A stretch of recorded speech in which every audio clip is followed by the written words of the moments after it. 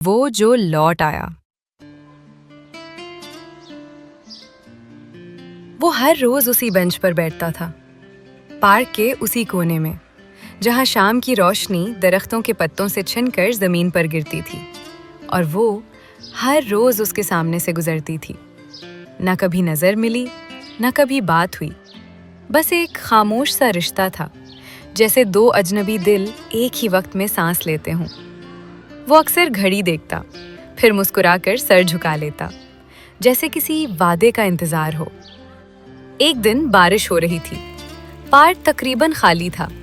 وہ حسب معمول بینچ پر بیٹھا تھا، لیکن آج اس کے ہاتھ میں ایک سفید لفافہ تھا۔ وہ گزری، مگر اس دن کچھ مختلف تھا۔ شاید دل نے آواز دی۔ وہ رک گئی۔ پہلی بار ان کی نظریں ملی۔ خاموشی لمبی تھی، مگر عجیب طور پر مکمل۔ کیا آپ یہاں روز آتے ہیں؟ اس نے آہستہ سے پوچھا۔ وہ مسکرایا۔ ہاں، کسی کے انتظار میں۔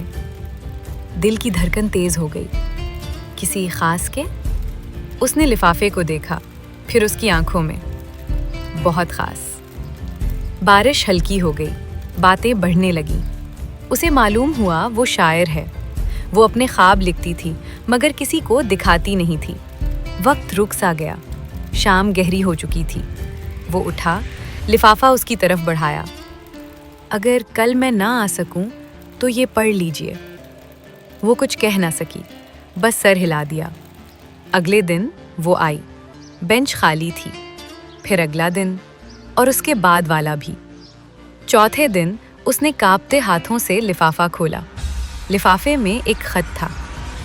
اگر تم یہ پڑھ رہی ہو تو شاید میں لوٹ آیا ہوں، لیکن اس دنیا میں نہیں۔ میں ہر روز یہاں اس لیے آتا تھا کیونکہ تم میری زندگی کی آخری خوبصورت عادت تھی۔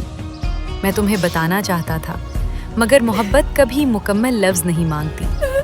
میں چاہتا تھا کہ تم کسی ایسے شخص سے ملو جو ہمیشہ رہ سکے۔ میں بس یہ دیکھنا چاہتا تھا کہ محبت ابھی زندہ ہے، اور وہ تم میں تھی۔ اس کے آنسو خط پر گرنے لگے۔ اسی لمحے پارک میں بچوں کی ہنسی گونجی۔ وہی بینچ، وہی روشنی، اور پہلی بار اسے احساس ہوا، کچھ لوگ محبت کرنے نہیں آتے، وہ ہمیں محبت یاد دلانے آتے ہیں، اور وہ خاموشی سے لوٹ جاتے ہیں۔